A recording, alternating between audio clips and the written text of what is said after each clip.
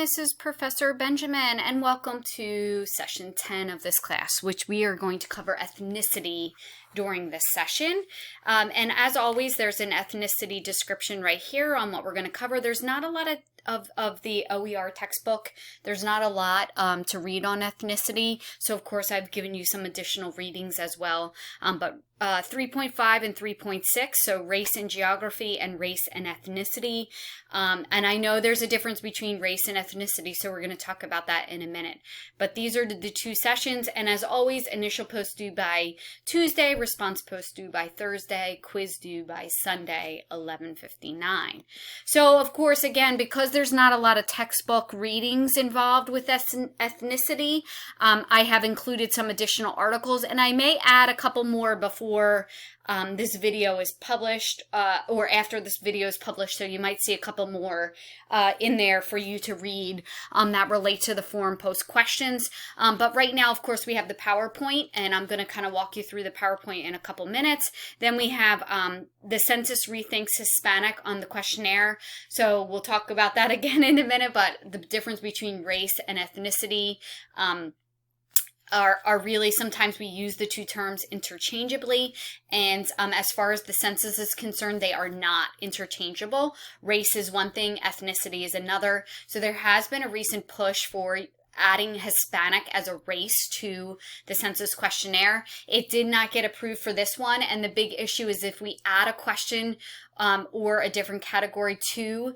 the census, we have to take one off, and that has to, of course, go through all of the litigation that's involved. So I don't know if we're going to see this anytime soon, but we may, and then may in another 10 years. And then we have the Supreme Court blocked a citizenship question. Now what? And this was recently in the last, in our census that we're counting right now, the Supreme Court blocked President Trump, who wanted a question to be asked if you are a citizen of the United States or not. Again, if we ask another question on the census, we have to take one off, and the Supreme Court blocked this question from being asked because the census is supposed to be something that everyone feels like they should be able to fill out.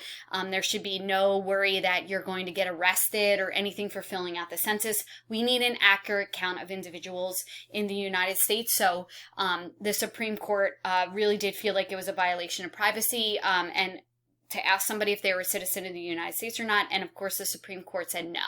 And so that was a loss for President Trump during it was actually that issue started a couple years ago and then was finally, in fact, the census was almost late being handed out because of this situation. So there we go.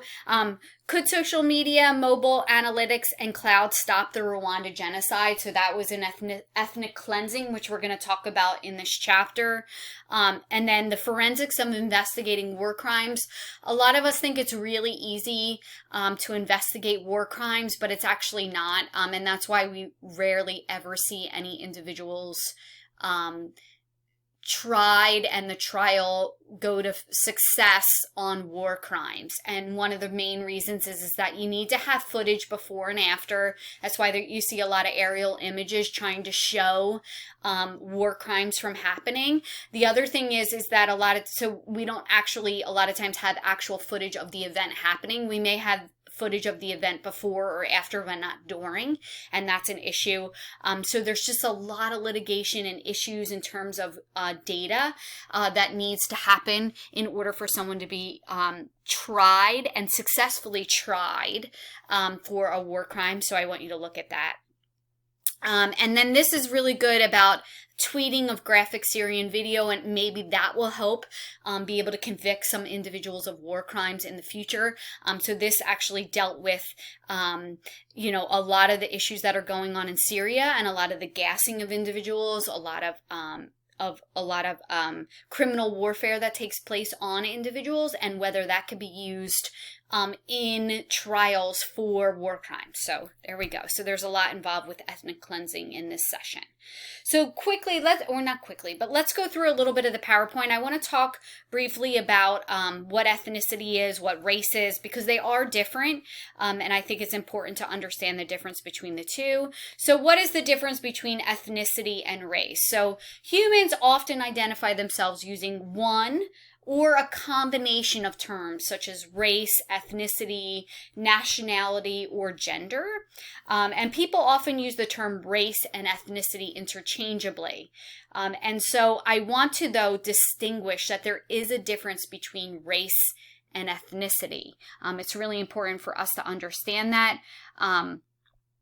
And for us to accept that. So ethnicity is defined as the identity with a group of people who share the cultural traditions of a particular homeland or hearth. Race, on the other hand, is a biological construct and is defined by the text as identity with a group of people who share biological ancestry. So you can see how there's a little bit of a difference between the two. One's biological, the other deals with more with cultural traits. And so that's important. And then we, of course, because we're talking about race and ethnicity, we also need to talk about racism. And racism is, of course, the belief that one particular race is the primary determinant of human traits and capacities, and that racial differences produce an inherent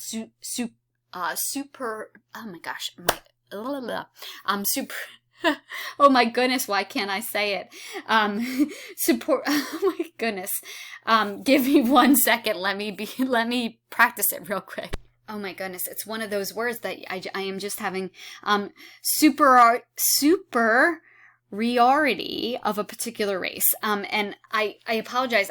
I will be able to say this 100 times off of this camera, and I cannot say it right now on camera. It's terrible. This is one of the big problems with Zoom and with me recording things.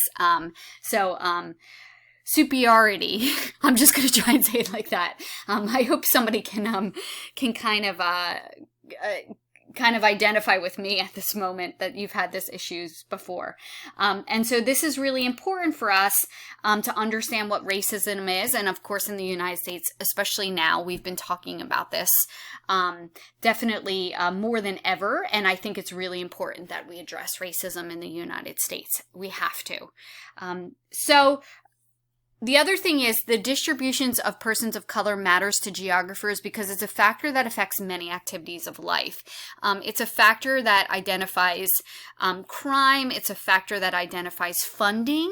It's a factor that identifies demographics, of course, overall, which then drives those things. So it's really important for us to understand distributions of persons of specific races and colors throughout the United States. And the U.S. Census shows really importantly, the difficulty in distinguishing between race and ethnicity. Former President Barack Obama illustrates the complexity of designating race and ethnicity in the United States. Remember all of the unfortunate hoops and hurdles he had to draw through to show his birth certificate. And so here's really this is the census question in terms of that. And then we're going to go on to talk about distribution of U.S. ethnicities. And the major ethnicities in the United States are Hispanics, African Americans, and Asian Americans. And I know this, right? You might say, well, wait, how's race involved with this, right? Remember, ethnicity and race are two different things. So Hispanics are clustered most likely in the Southwest, California, Texas, New Mexico, and Arizona. African Americans, on the other hand, are usually clustered in Southeast, while Asian Americans can be found mainly in the West.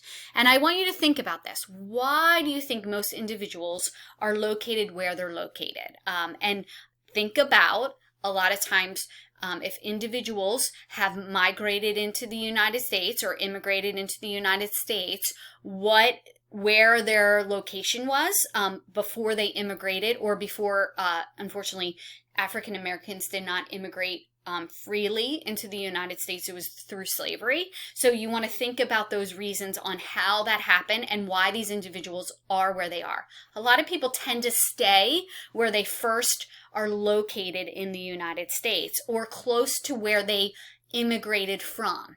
And that is something that you want to think about in terms of the location of individuals.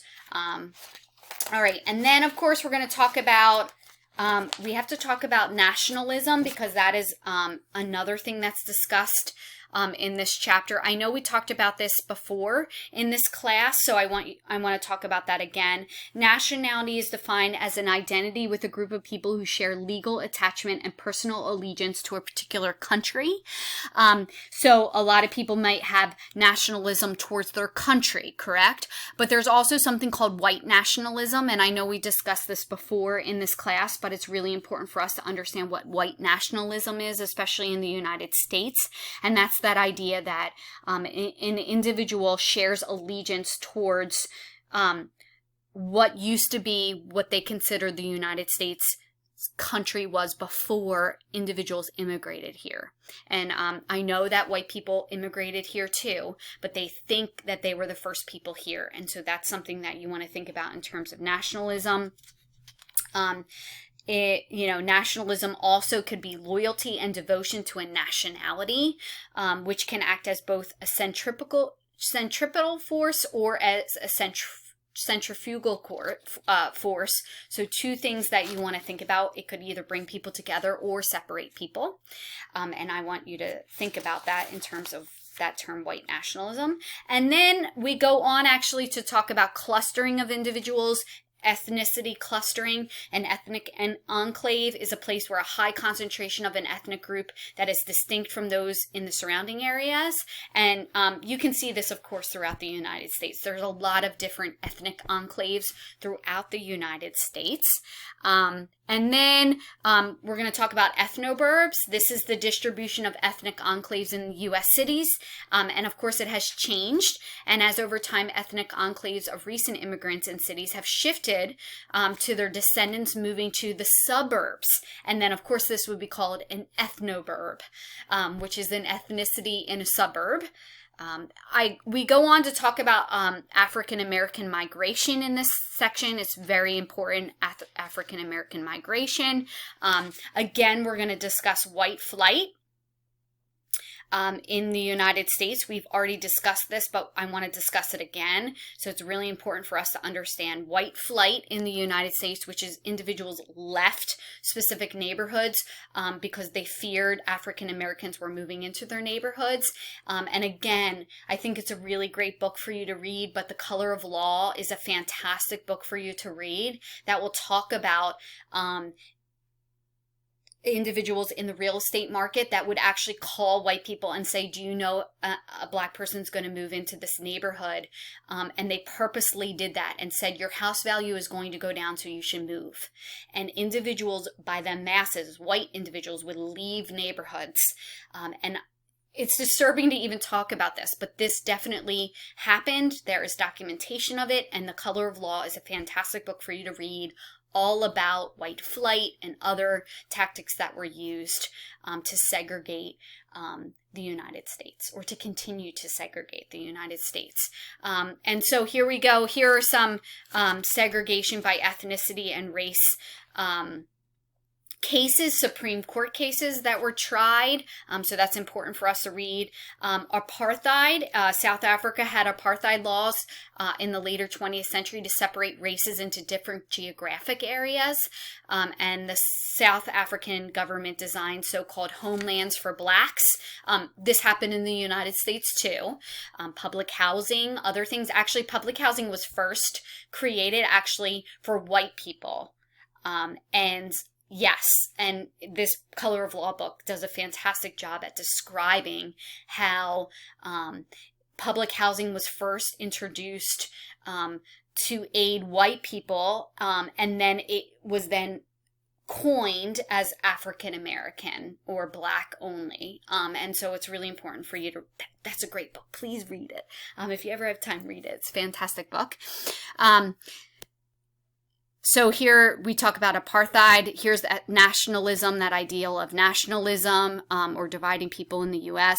Clarifying ethnicity or race is important here. We talk about multi-ethnic states and how these can become problems, and it's really important. And then I go on to talk about all the different ethnic cleansings. You know, of course, there's a million other ones, but I do a couple important ethnic cleansings and genocides that have taken place. So make sure you look at that. I'm sorry, I am running out of my 15-minute limit, but if you have